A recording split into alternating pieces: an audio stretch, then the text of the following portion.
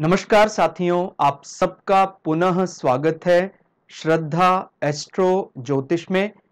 आज हम लोग डिस्कस करने वाले हैं गंडांत के बारे में, जिन्हें गंडमूल भी कहा जाता है। जब जन्म इन कॉम्बिनेशंस में होता है, मुहूर्त में भी देखा जाता है, विचार किया जाता है कि तिथि गंडांत तो नहीं पड़ रहा है। तो इस विषय पर आज हम लोग चर्चा करेंगे।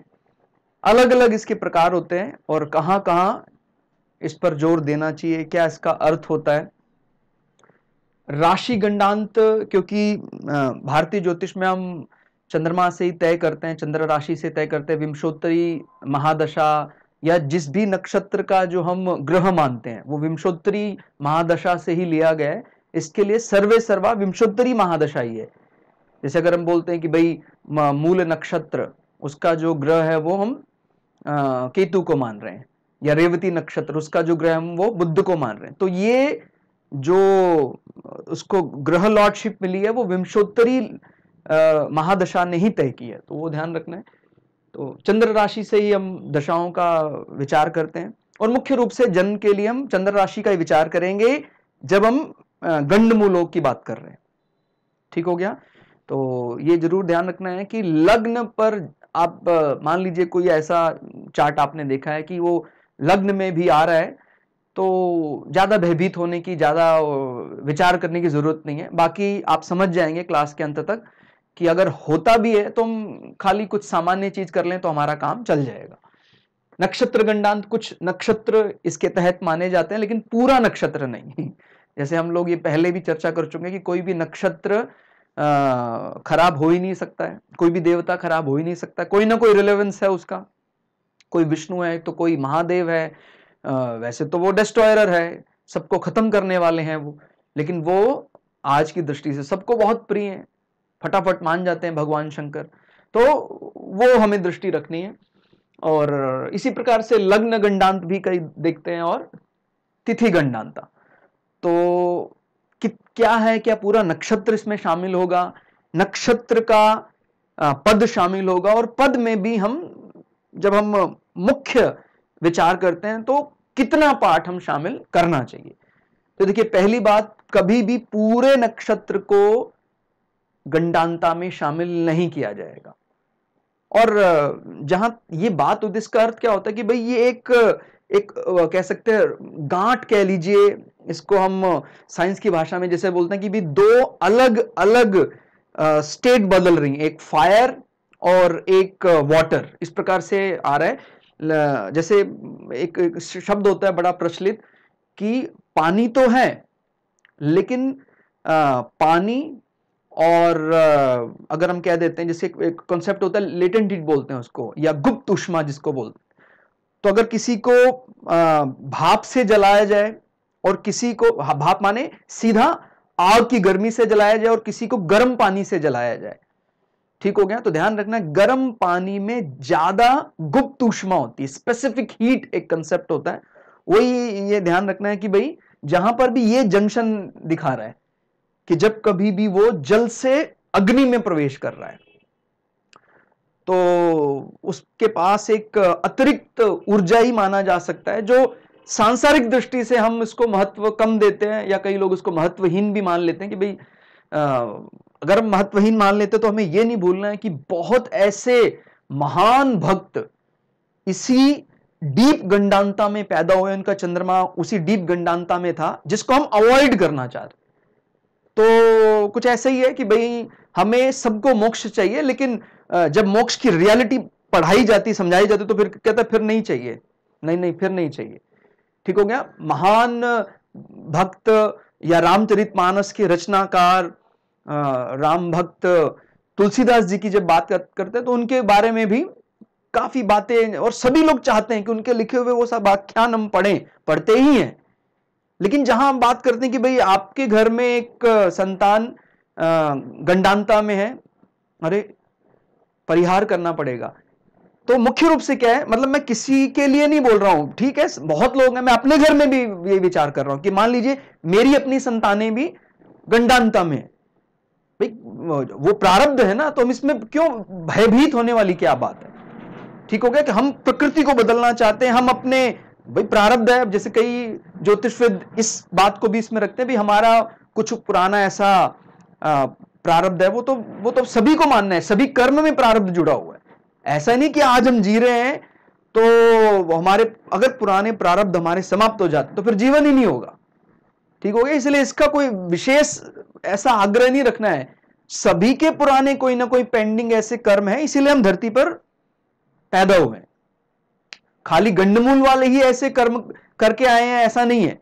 इनफैक्ट गंडमूल वालों को तो ज्यादा ज्ञान होता है, वो सटीक तरीके से जानता है। जितनी भी गंडमूल की हम बात करते हैं या गंडांता की बात करते हैं, उनमें मोक्ष राशियां कालपुरुष की कुंडली में 4, 8, 12 भावों में जो पड़ती हैं वो इन्वॉल्व होती हैं। तो हमें ये बात याद रखनी है कि कर्क राशि, वृश्चिक राशि और मीन राशि का अंत ही नक्षत्र राशि गंडांता है।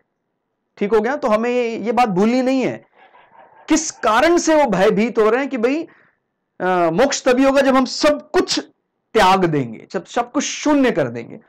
तो थोड़ी देर के लिए हम चलो ये मान भी लेते हैं कि भाई सर मेरा नहीं है, मेरा चंद्रमा नहीं है, लेकिन मेरे 1-2 ग्रह गंडांता में है, कोई दिक्कत नहीं है। खाली भोग नहीं करना है संसार का, संसार में अपनी रिस्पॉन्सिबिलिटी, अपना कर्तव्य पूरा करने के बाद उसके बारे में भी विचार करना है, जिसके लिए हम वास्तव में धरती में आए। तो अगर इस प्रकार के डीप गंडांता में आपके कोई प्लैनेट है, बिल्कुल भी परेशान नहीं होना। मैं तो समझता हूं ये एक एडवांटेज है आपके लिए कि आप उस गंभीर विषय को जिस करीब करीब सभी लोगों ने जिसको त्याग दिया है, उस पर आपकी महारत है। ठीक हो गया, तो जानने से पहले ही मतलब ये जो गणित वाला पार्ट जानने से पहले मैं आपको एकदम क्लियर कर दूं कि भाई आपकी कुंडली में गंडांता है या नहीं है, दोनों को ही ज्योतिष में अच्छी ही दृष्टि से देखना है। अगर मान लीजिए है तो भाग्यशाली, नहीं है तभी भी भाग्यशाली है। क्यों? वो मेरा ही तो भाग्य है, मेरा ही भाग्य मुझे भाग्यवान बनाएगा ना। दूसरे का भाग्य मैं क्या करूंगा दूसरे के भाग्य का?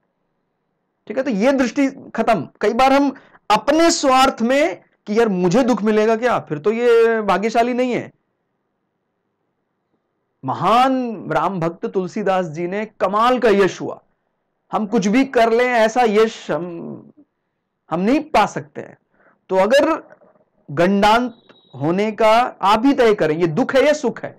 ईश्वर के साक्षात्कार किया उन्होंने, ये सबका ख्वाब है मुझे ईश्वर के साक्षात करने हैं। वो फिर थोड़ा सा ओपन होकर बताने लग जाते, कहते फिर नहीं करने हैं सर, ये भी करना पड़ता है। कहता ईश्वर टूटे हुए दिलों में ही वास करता है। वो बोलता है मैजिक रॉड मेरे पास है, जो बोलता हूं पूरा हो जाता है, ऐसे थोड़ी मिलता है ईश्वर। ईश्वर को चाहने के लिए या ईश्वर की कामना के लिए एक बार दिल तोड़ना ही पड़ता है। तो आप इस प्रकार के कॉम्प्लेक्स कर्म लेकर पैदा हुए कि आपको वो सदैव याद रखेंगे। जो भी आप चार्ट देखेंगे, आपके घर में कोई ऐसे चार्ट है तो वो उस पार्ट को बड़े क्लियरली समझते हैं कि हाँ ये मेरे जीवन का लक्ष्य है। हम कह देते हैं, मैं अगर हम अपने ही परिवारों में बात करते हैं, मेरे ही परिवार में और बड़े बड़े आदरणीय वो डीप गंडांता में पैदा हुए। कर्क का अंत था और सिंह शुरू हुए। उनका जन्म हुआ, ठीक है, वो जो उनके भाग्य में था वो तो होना ही था। पिता बहुत कम उम्र में उनका देहावसान हो गया। ठीक हो गया, अभी मैं एकदम क्लियर कर रहा हूं, किसी को डरा नहीं रहा हूं, ये पैटर्न सब पर लागू नहीं होता है। वो हमारा प्रारब्ध था। आज वो अभी हैं और बड़े सेटिस्फाई जीवन बिता रहे हैं। उनके जीवन में ये जो वाला जो पार्ट आया, उसने ऐसी चीजें सिखा दी जो एक सामान्य व्यक्ति के लिए संभव नहीं है। उसको तो खाली प्राप्तियों पर ही विचार करना है, भोग पर विचार करना है। अगेन ये मैं बात बता रहा हूं कि जिसके भी जीवन में है या नहीं है, दोनों को इसको न्यूट्रल होकर समझना है। क्योंकि अगर हम पूर्वाग्रह से ग्रसित हो जाएंगे तो फिर गड़बड़ हो जाएगा कि सर नहीं मैं इसको अच्छा मानता हूं, मैं तो उसको बुरा मानता हूं। ऐसा नहीं सर, ये अच्छा है, सदा के लिए अच्छा ही रहेगा। माने इसमें एक ऐसी विचारधारा रखनी है कि भाई मुझे ज्ञान प्राप्ति चाहिए, तो मैं कोई बाइसिंग नहीं करूंगा। बहुत ज्यादा अच्छा होता है, ये बहुत ज्यादा खराब होता है, ऐसा नहीं। ठीक हो गया, तो वो उनकी संतानें हैं जिनका जन्म इस दीप घंटांता में भी हुआ है, वो भी अभी हैं और बड़े ऐसे विषयों पर वो तर्क कर सकते हैं जो सामान्य व्यक्ति नहीं कर सकता है। अब तो आप बताइए, अब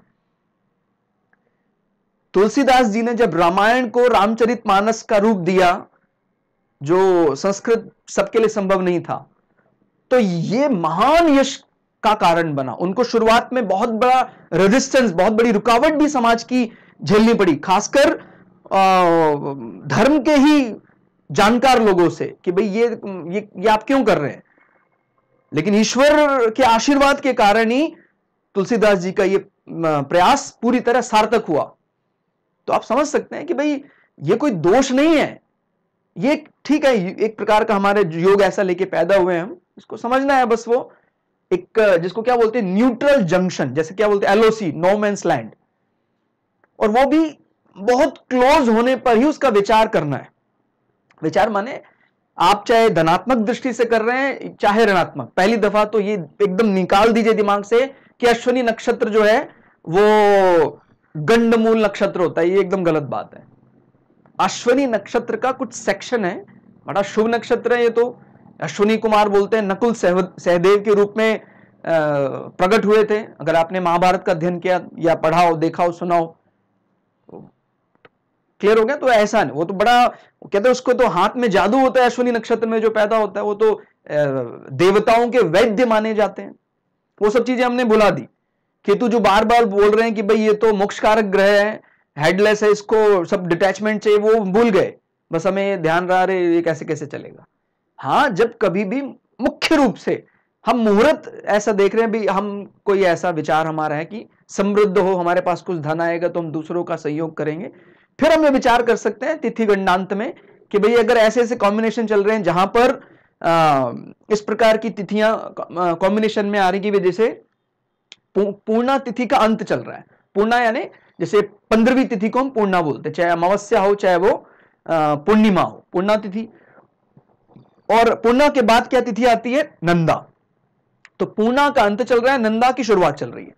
उस समय वो भी पूरी तिथि नहीं अवॉइड करनी है, उस ये भी बता दी ये भी गड़बड़ हो गई, कहता जी अमावस्या तो पूरी तिथि गड़बड़ है। नहीं, वो क्या बोल रहा है, 15वां का अंतिम 24 मिनट और प्रथमा का प्रारंभिक 24 मिनट, तो 24 कितना हुआ? 48 मिनट। ठीक हो गया, माने 2 घटी। वो इसी की बात, इसी को अवॉइड करने के लिए कह रहा है। वही मुख्य रूप से हम देखेंगे भी, यहां भी हम बार बार आपको बता रहे, अगर आपका लग्न गंडांता में आ रहा है, आनंद लीजिए आप। आनंद तो वैसे सबको लेना चाहिए, क्योंकि वो ईश्वर क्या है? परमानंद है वो। कई बार मुझे लगता है सभी लोग उसी को चाहते हैं, कोई किसी भी कर्म में लगा है उसी को ही भज रहा है, क्योंकि हम चाहते हैं कि आनंद, और जब आनंद की एक्सट्रीम हमें चाहिए तो फिर हम क्या किस पर जाते हैं? परमानंद। वो अलग अलग ट्रैक हो सकते हैं। शुरुआत में हो सकता है मेरी बुद्धि कमजोर है तो मुझे लग रहा है सर इससे आनंद आता है। अभी वो आनंद की क्या बात कर रहे हैं, पैसे खर्चते हैं, बढ़िया वो चीज मिलती है, या जबान में कुछ बढ़िया जाता, आनंद आ जाता है, तो उसको लगता है यार नहीं यार इससे भी आनंद नहीं आ रहा है, कुछ और कुछ और कुछ और। फाइनली उसको ये समझ में आता है एक दिन कि एक ऐसी चीज है जिसका आनंद अनंत काल तक रहेगा। फिर वो सारे आनंदों को छोड़ देता है कि नहीं नहीं कुछ नहीं आनंद, टेस्ट में थोड़ी आनंद होता है, वो आनंद है। तो सारे उसी के भक्त हैं, सब भगवान को ही भज रहे हैं। अगर हम कभी अपने ऐसी दृष्टि से विचार करें, कहते हैं कमाल है यार, वो भी ईश्वर को ही भज रहा है, जिसके लिए सब कुछ कामनाएं ही है, क्योंकि वो उस पैसे से क्या करता है? आनंद लेना चाहता है। और जब उसको एक पर्टिकुलर स्टेज में समझ में आ जाता है कि नहीं यार ये टेम्परेरी है, वो त्याग देता है। जो सिर्फ गणित पाठ के लिए आए वो इसका स्नैपशॉट भी ले सकते हैं, उसको समझ जाएंगे। बाकी मैंने पहले भी बताया, मैं आपको सीधा डिलीवर नहीं कर सकता, इसके लिए मैं क्षमा प्रार्थी हूं कि मैं सीधा आपको एक लाइन में बता दूं ये होता है गंडांता, क्योंकि वो पता लगा धनात्मक कम ऋणात्मक ज्यादा हो गया। ठीक है, तो ये दर्शन शास्त्र है, और दर्शन शास्त्र कोई टैग लाइन नहीं है पढ़ने वाली। फिलोसफिकल साइंस सबसे टिपिकल साइंस माना जाता है, तो ये कोई डिलीवर करने का पार्ट नहीं है, डिलीवर किया बस हो गया। मीन मेष, मीन का अंतिम पार्ट, हालांकि हम इसमें पूरे पद को शामिल कर लेते हैं। ठीक हो गया, तो माने मीन का अंतिम क्या है? रेवती का चौथा पद। इसी प्रकार से मेष का शुरुआती पार्ट जो किसमें पड़ेगा, अश्विनी नक्षत्र में पड़ेगा, लेकिन पहला पद। इसी प्रकार से कर्क राशि का अंतिम, सिंह राशि का पहला। कर्क राशि का अंतिम किसमें पड़ेगा, आश्लेषा में, और सिंह राशि का शुरुआत किसमें पड़ेगी, मघा नक्षत्र में। इसी प्रकार से वृश्चिक राशि का अंत पड़ेगा ज्येष्ठा नक्षत्र। और ध्यान दीजिए, ज्येष्ठा का भी क्या, ज्येष्ठा का भी पूरा नहीं, ज्येष्ठा का एकदम आखिरी जो 3 डिग्री 20 मिनट का पार्ट, उसमें भी हम थोड़ा और जब स्पेसिफाई हो जाते हैं तो समझ में आता है कि वो पूरा 3 डिग्री 20 मिनट नहीं है। ठीक हो गया। तो हमें यह बात भी विचार करना है कि वो पूरा 3 डिग्री 20 मिनट नहीं है। और इसी प्रकार से धनु, धनु में मूला की बात कर रहे हैं, लेकिन मूला का भी आखिरी पद, हालांकि जो पद हैं वो भी 3 डिग्री 20 मिनट के हैं। तो हम एक जनरल अगर आइडिया लगाना चाहते हैं कि भाई ये गंडमूल में है कि नहीं है, तो आपको कैसे ये निकालना है कि भाई वो पहली बात तो चंद्रमा मीन राशि में होना चाहिए या मेष राशि में होना चाहिए, कर्क में होना चाहिए, सिंह में होना चाहिए, वृश्चिक में होना चाहिए, धनु में होना चाहिए। कोई लग्न से भी देख रहा है तो इन लग्नों में ही गंडांत हो सकता है। लेकिन मेरी तो आपसे यही प्रार्थना है कि किसी को या अपने लिए भी, मान लीजिए किसी को भय है तो भय नहीं, भय मुक्त होने के लिए ज्योतिष पढ़ना चाहिए। ठीक हो गया। किसी को ये नहीं मन में भय लाना है कि ये तो गड़बड़ हो गया, सिर्फ चंद्रमा से ही आप विचार करें। वो बड़ी, आपको पता है चंद्रमा सबसे तेजी से निकलता है, इसीलिए किसी भी ज्योतिषी से आप पूछेंगे या गणित के जो भारत के बड़े बड़े या विश्व के बड़े बड़े ज्योतिष के इंस्टीट्यूट्स हैं, वो बार बार क्यों 48 मिनट की बात करते हैं, क्योंकि चंद्रमा ही इतनी जल्दी इतना सेक्शन कवर कर सकता है, क्योंकि और तो कोई इतनी जल्दी कवर कर नहीं सकता, वो तो वहीं रहेगा। सूर्य है, बृहस्पति है, शनि तो 2.5 साल एक राशि में रह रहे हैं वो तो, शनि तो, इसीलिए वो चंद्रमा पर ही विचार करने की बात बोल रहा है जहां भी 48 मिनट की बात आती है। ठीक हो गया। ये 48 मिनट यानी जो एंगुलर डिस्प्लेसमेंट लेगा चंद्रमा, वो कितना लेगा, 27 मिनट, ये एंगल की बात कर रहा है, और 6 सेकंड का कोण कवर करता है वो 48 मिनट में। आप भी समझते हैं चंद्रमा एक दिन में एक पूरा नक्षत्र कवर कर लेता है, एक दिन माने 24 घंटे में। तो वो गणित आप निकाल सकते हैं बहुत आसानी से। मुख्य रूप से आप चंद्रमा पर ही विचार करें, और तिथि गंडांता मुहूर्त के लिए सिर्फ वो वाला पार्ट अवॉइड कर दें। भाई पूर्णिमा वैसे तो बहुत अच्छी तिथि मानी जाती है, लेकिन अगर ये क्या बोल रहे हैं कि पूर्णिमा का अंत चल रहा है जब, और प्रथमा शुरू होने वाली है जस्ट, वो वाला पार्ट अवॉइड करना है बस आपको, जिसको प्रतिपदा भी बोल देते हैं, यानी पूर्णिमा का अंत और प्रतिपदा की शुरुआत। पूर्णिमा का अंतिम 24 मिनट, प्रतिपदा का शुरुआती 24 मिनट, वो अवॉइड करने के लिए बोल रहा है।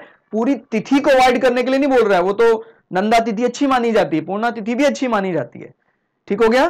तो आपको ये मन में ध्यान रखना कि वो एक जंक्शन या नो मैंस लैंड की कामना करते हैं, जहां सामान्यतः बिना पासपोर्ट के ही लोग वहां रह रहे हैं। मतलब उसको अगर समझना चाहिए, what is no man's land, what is junction. कहता है भाई इंडिया और चाइना के बीच में जो बॉर्डर है, इंडिया पाकिस्तान के बीच में जो बॉर्डर है, इंडिया या यूएसए कनाडा के बीच में जो बॉर्डर है, नो मैंस लैंड, ना आपका ना हमारा। तो कहता है फिर वो किसका है, परब्रह्म परमात्मा का है। वो दृष्टि अगर ले आते तो आनंद हो जाएगा। ठीक हो गया। एक तो ये दृष्टि है कि नहीं सर सांसारिक नहीं है कुछ, इसका कोई रेलेवेंस नहीं है सांसारिक रूप से। वो सांसारिक जो नहीं है वो किसका है, वो परम पिता परमेश्वर का है। वो अगर ये दृष्टि आ जाती तो फिर वो आनंद आ जाता। तो वो इसी प्रकार की बात कर रहा है कि वो न्यूट्रल जंक्शन, इस प्रकार की वो सोच रख सकता है वो डीप गंडांता वाला व्यक्ति, जो सामान्य व्यक्ति नहीं रख सकता। अगर जो आपका कोई ऐसा ग्रह भी है डीप गंडांता में और उसकी भी दशा आने वाली है, आनंद लेना चाहिए आपको, परेशान नहीं होना चाहिए। वो उस पार्ट को दिखा पाएगा। जैसे मान लीजिए शुक्र आपका उच्च का है मीन राशि में, और मीन राशि में 29 डिग्री कुछ मिनट में है, वो डीप गंडांता में हो गया। क्योंकि देखिए मीन राशि में अगर वो 29 डिग्री 46 मिनट 26 सेकंड पर है वो, तो डीप गंडांता है। और अगर इतने पर अगर आपका शुक्र है, उच्च का जरूर है, लेकिन जब भी शुक्र की आपको दशा चलेगी आप दोनों पार्ट समझेंगे। उच्च है शुक्र तो शुक्र नेचुरल कारक है, वो आपको लग्जरी जरूर देगा, लेकिन उसी लग्जरी के साथ साथ वो अपना ये एजेंडा भी पूरा करेगा, नो मैंस लैंड वाला भी। आपको ऐसा एहसास जरूर हो जाएगा। हो सकता है कोई ऐसा सेपरेशन हो जाए, कोई ऐसा प्रेम संबंधों में कोई ऐसी कड़वी सच्चाई का पता लगे, आपको समझ में आ जाता। तो वो ईश्वर से तभी हम जुड़ते हैं, ऐसे नहीं जुड़ेंगे कभी भी। मनोकामना पूरी होते रहे, कौन जुड़ता है? कहता सर संसार ही है, वो देखो सारी ख्वाब पूरे हो रहे, इतना इतना चार्म है, इतने ग्लिम्स है यहाँ पर, यही रहना चाहिए, कभी नहीं मरना चाहिए। लेकिन जब आदमी को थोड़ा डिटैचमेंट आ जाता है, भाई बुद्धि के ग्रह बुध और डिटैचमेंट के ग्रह केतु, बस उन्हीं के पास है डीप गंडांता या नक्षत्र गंडांता का, और किसी विंशोत्तरी और ग्रह कोई नहीं है लॉर्ड इनका। तो आपको ये जरूर विचार करना है। इसीलिए भय नहीं, भय मुक्त करने के लिए ज्योतिष का अध्ययन करें और सबको वही दृष्टि आप रखें कि भाई कोई दिक्कत नहीं है, ईश्वर का तो हम आवाहन वैसे भी करते हैं। आपको कोई समझा देता है भाई आप गंडमूलों में है और विशेष गंडमूल में आपका जन्म है, ठीक है जी, आप मुझे बताइए क्या करना है। कहता जी इन जैसे पूषा है, ये देवता होते हैं, रेवती नक्षत्र का देवता है। इसी प्रकार से अश्विनी का अश्विनी कुमार है, और आश्लेषा के सर्प स्पेशली। अब ये भी एक बहुत बड़ा भ्रम फैल गया है। कहते जी महाभारत पढ़ना चाहिए कि नहीं पढ़ना चाहिए, ये आप बताइए ना। विश्व का सबसे बड़ा महाकाव्य, भारत का नहीं, विश्व का सबसे बड़ा महाकाव्य, और कुछ मूर्खों के कारण क्या बोलते हैं, कहते जी वो उसमें तो लड़ाई होती है, आपस में झगड़ा होता है, इसीलिए नहीं पढ़ना चाहिए। महाभारत, भारत की महान गाथाएं, भगवत गीता भी उसी का पार्ट है, वो उसको हम छोड़ देते हैं। भगवत गीता उसी से लिया है, आप जानते होंगे, भगवत गीता महाभारत के भीष्म पर्व का पार्ट है। तो किसको अवॉइड करना है, जिसपे हम लेकर शपथ खाते हैं, हर बार भगवत गीता की बात करते हैं। तो अगर इस प्रकार से सोचेंगे काम नहीं चलेगा। जो वेद नहीं पढ़ सकता है, कठिन श्लोक है, वो कोई बात नहीं। महाभारत सिर्फ टीवी में जो टेलीकास्ट किया था वो नहीं है, वो पहली बात आप समझ लें।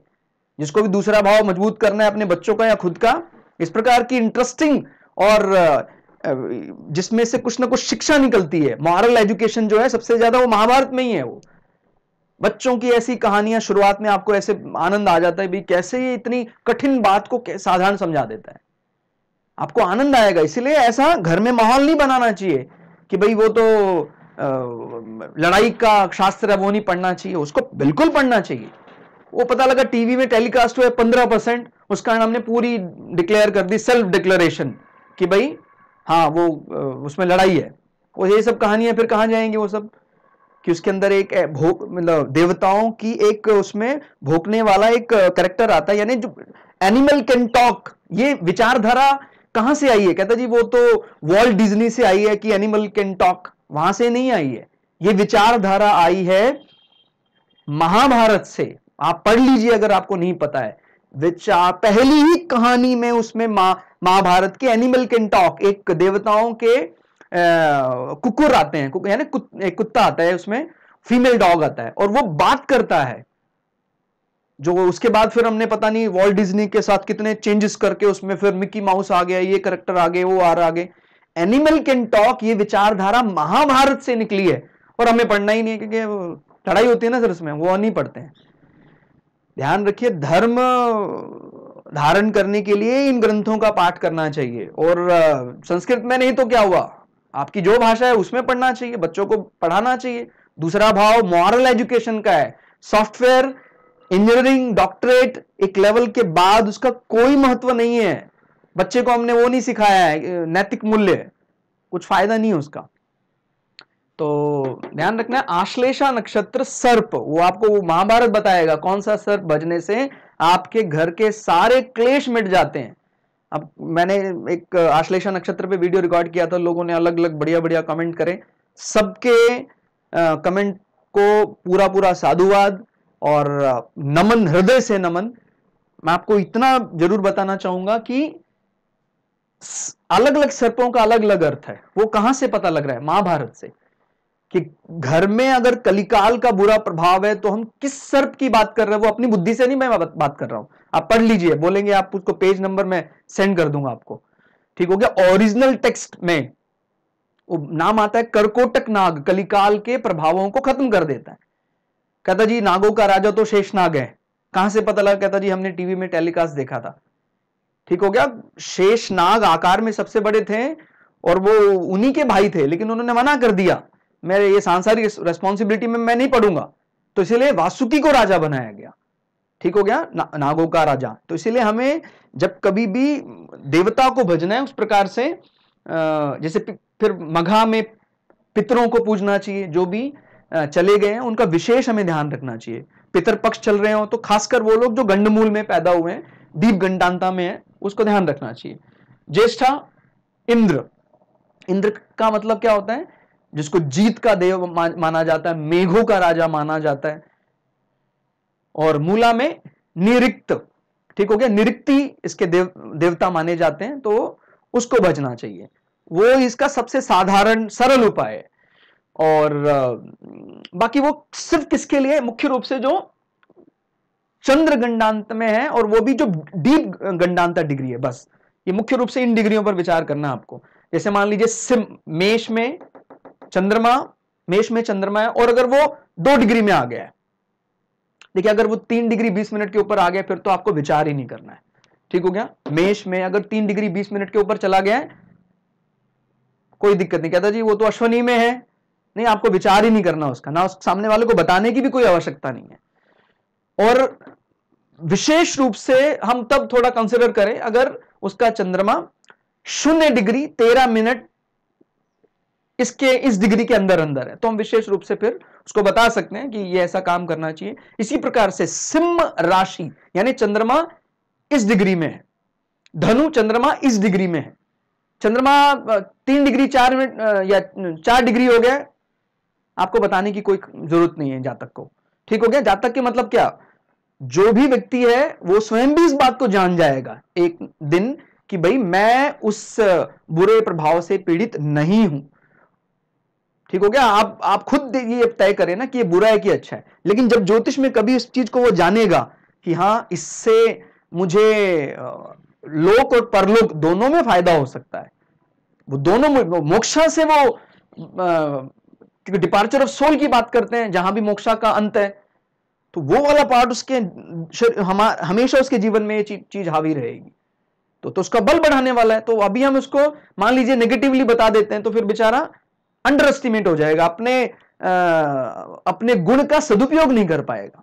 इसी प्रकार से मीन में भी, क्योंकि आप खुद समझ सकते हैं अगर वो 24 मिनट की बात कर रहा है, तो 24 मिनट चंद्रमा, गणित वाले पार्ट में आप समझते हैं कि चंद्रमा 48 मिनट में इतना डिग्री कवर कर लेता है, नॉट डिग्री, मिनट, 27, ठीक हो गया, 27 मिनट 6 सेकेंड, पूरा 1 डिग्री भी कवर नहीं कर रहा है, ठीक हो गया, क्योंकि 24 घंटे में वो 30 डिग्री कवर करता है, एंगुलर डिस्प्लेसमेंट कवर करता है। तो उसका मतलब वो 48 मिनट में करीब करीब 27 मिनट कवर कर रहा है एंगुलर डिस्प्लेसमेंट। तो इस प्रकार से आप समझा सकते हैं। और या कोई गणित में रुचि रखता है खुद भी ये बात निकाल सकता है। कौन कौन गंडमूल में होते हैं? वो जिसका जन्म अक्षर ची से है, चू से है, डो से है, मा से है, यू से है, ये से है, ये नक्षत्र गंडांता जन्म माना जाता है। जन्म अक्षर आपको पता है चंद्रमा नक्षत्र से ही तय होता है, और चंद्रमा में भी अलग अलग चरण से तय होता है। तो अगर जैसे मान लीजिए किसी का ची नाम अक्षर आ रहा है, तो संभावना है, सिंपल संभावना आपको समझ में आ गई होगी भाई। कहां कहां संभावना मिलेगी आपको? मीन, कर्क, मीन, मेष, कर्क, सिंह, वृश्चिक और धनु, बस यहां मिलेगी गंडांता की संभावना। तिथियों में अगर आपको कोई मुहूर्त की बात करनी तो कहां कहां मिलेगी आपको? मिलन हो रहा हो 15-1 यानी पूर्णिमा, अमावस्या और उसका अगला दिन प्रतिपदा, पंचमी, षष्ठी और दशमी एकादशी, ठीक हो गया। एकादशी जब जस्ट शुरू हुई है, चंद्रमा जैसे ही उस तिथि में प्रवेश कर रहा है, एकादशी लगी है, उसके 24 मिनट अवॉइड करने हैं बस, बाकी पूरी तिथि एकदम आनंद। तो देखिए वैसे सबको लेना चाहिए, आनंद में कोई कमी नहीं होनी चाहिए, लेकिन वो आनंद कौन सा होना चाहिए? कहता जी परमानंद, जो कभी भी ना मिटे, ठीक है। सबको वो फिलॉसफी आनी चाहिए कि भाई सांसारिक में भी कोई कमी ना हो, और हमारा पारलौकिक ज्ञान में भी कोई कमी ना हो। राजा जनक वाली फिलॉसफी अपनानी चाहिए। राजा जनक जो पूरे साम्राज्य के राजा है, उनको कौन गुरु मान रहा है? जिसके शरीर में एक भी वस्त्र नहीं है, वो उनको गुरु मान रहे हैं। माने भागवत महापुराण के सर्वे सर्वा माने जाते हैं सुखदेव जी महाराज, वेदव्यास के सुपुत्र। और कहते हैं वेद व्यास जी को कोई मोह नहीं था, एक कमंडलू एक कोपीन बस। तो जिसके पास एक भी वस्त्र नहीं है उसके गुरु कौन है? राजा जनक। आप सोच सकते हैं क्या मतलब डिटैचमेंट का लेवल क्या रहा होगा कि पूरे साम्राज्य के राजा हैं और डिटैचमेंट में आ जाए तो सब कुछ उसी क्षण त्याग दें। ये डिटैचमेंट का लेवल है। वो मन से परमहंस इस प्रकार के ऐसा विचारधारा कि हे ईश्वर हम पर भी ऐसी कृपा कर दे कि हम संसार में रहें, सब चीजों का उपभोग करें, लेकिन किसी भी उपभोग से कभी भी लिप्त ना हो। यही कामना है। मतलब कभी हम विचार करते दर्शन में कौन सा पाठ हमें जीना चाहिए? क्या सब कुछ छोड़ दें, त्याग दें सब कुछ? तो कहता भाई ये भी बहुत बड़ा अन्याय हो जाएगा। क्यों? संसार में बना क्यों? ये सब आनंद के लिए बना है, लेकिन वो उसका उपभोग करते हुए भी हम परमानंद को ना भूलें, वो हमें ध्यान रखना है। तो वो विचारधारा सिर्फ इस फॉर्मेट में फिट बैठती है कि भाई राज ऋषि, ठीक हो गया, राजाओं की तरह रहते हैं। और जहां बात आती कहता जी वो कुछ गड़बड़ लग रही है आपके परिवार में, कुछ ऐसा लगता है कुछ कमी हो सकती है परिवार में, कहता कोई नहीं, ईश्वर ने दिया था, ईश्वर ले रहा है। हालांकि कह देना सरल है, लेकिन फिर भी अगर ये विचारधारा आ जाती है तो फिर ऐसे व्यक्तियों के लिए चाहे डीप गंडांता हो और चाहे कोई भी कुंडली का योग हो, वो योग उसको कुछ सिखाने आया था, वो पहले ही मान के बैठा कि सर मैंने सीख लिया है। हम किसी को पनिशमेंट देते हैं अगर कि भाई तू बाहर खड़ा हो जा, हमें लगता है बहुत सीरियसली वो अपने आप को मान रहा है, कहता सर मेरी गलती है, बस उसका दंड उसी समय मुक्त हो गया, दंड से वो बैठ जाओ आप। और जो कहता है नहीं नहीं सर मैं नहीं मानता हूं, अभी भी हम जब कभी कंसर्न करते तो कई लोग एकदम रजिस्ट करते हैं कि सर मेरी कोई गलती है ही नहीं। फिर मैं मुझे भी मजबूरन ये बोलना पड़ता है, हो सकता है ज्योतिष शास्त्र फिर गलत हो, आप तो सही है, ज्योतिष शास्त्र ही गलत होगा। फिर तब जाकर वो व्यक्ति, मतलब मैं बड़े नम्र निवेदन से बात कहना चाह रहा हूं कि भाई हमें ये कभी भी रेजिस्ट नहीं करना चाहिए, यही हमारे दुर्भाग्य का कारण बन जाता है। तब तक मानेंगे नहीं तब तक वो चपट लगती रहेगी। और जैसे मान लेते कि सर गलती है ना, मैं मानता हूं, स्वीकार करता हूं, कहता सर आपके सारे वो मुक्त हो, आप बुरे कर्मों से मुक्त होते हैं, आप आइए इस श्रेणी में आ जाइए, आप बैठिए। ये वाला विचार पाना सच में ये सबसे बड़ा रेमेडी है। ठीक हो गया? तो इन नाम अक्षरों से अंदाजा लगा सकते हैं। रेवती का अंतिम पद और अश्वनी का प्रारंभिक पद, इसी प्रकार से अश्लेषा का अंतिम, मघा का प्रारंभिक, ज्येष्ठा का अंतिम, मूला का प्रारंभिक। ठीक हो गया? चंद्रमा से ही विचार करना मुख्य रूप से, हालांकि मैंने लग्न भी लिखा है, लेकिन मैं आपसे यह रिक्वेस्ट करूंगा कि चंद्रमा पर ही ज्यादा विचार करें। दशाएं, विंशोत्तरी दशाएं सब चंद्रमा से ही देख रहे हैं।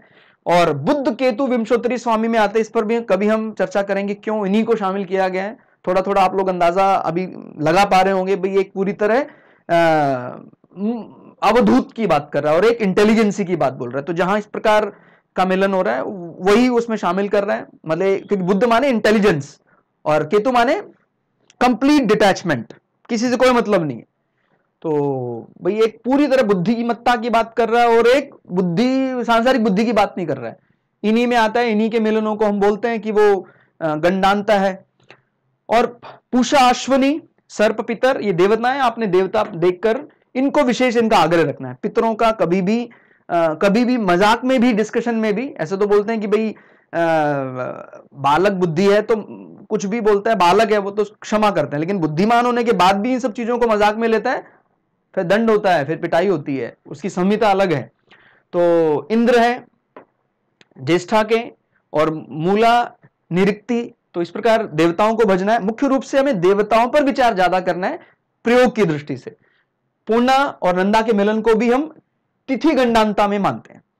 और मुख्य चंद्र गंडांता पूरा ना लें आप तो ज्यादा सटीक अंदाजा लग जाएगा, क्योंकि वो बार बार इस समय की बात कर रहा है, 48 मिनट की बात कर रहा है, 2 घटी की बात कर रहा है और 1 घटी इस राशि का अंत और 1 घटी इस राशि का प्रारंभ। तो अगर मिलाते हैं तो एग्जैक्ट जो हमें मिलता है वो ये डिग्री और इसकी शुरुआती डिग्री मिलती है। ठीक हो गया? तो पूरा 3 डिग्री 20 मिनट से भी भयभीत नहीं होना, ऐसे तो फिर वो 3 BCA 3 BCA 6 डिग्री 40 मिनट हो जाएगा और इसमें चंद्रमा को मूव करने में काफी समय लगेगा। ठीक हो गया? तो काफी हद तक हमने इस गणित के साथ आपको गंडांता विषय या डीप गंडांता समझाने का प्रयास किया। और हर प्रकार से अगर मैंने कोई त्रुटि छोड़ी हो उसके लिए मुझे क्षमा करें, लेकिन मैं यही आपको समझाना चाह रहा हूं कि भाई भय नहीं है मेरा भी, मैं भी कौन सा, मैं माने कोई भी व्यक्ति जो अपने आप को, पहली बात तो ये वाकई गलत है कि मैं अपने आप को मानता हूं। मान लीजिए मैं मानता हूं कि भाई मेरा भाग्य अच्छा होना चाहिए, तो उसके बावजूद भी मेरी कुंडली में इस प्रकार के योग है जिसको हम बुरा योग मानते हैं। तो जब बिना बुराई के जिया ही नहीं जा सकता तो काहे का डर, काहे का भय। तो कहता जी स्वीकार है, जो मिला है मुझे स्वीकार है, और यही सबसे बड़ा रेमेडी है।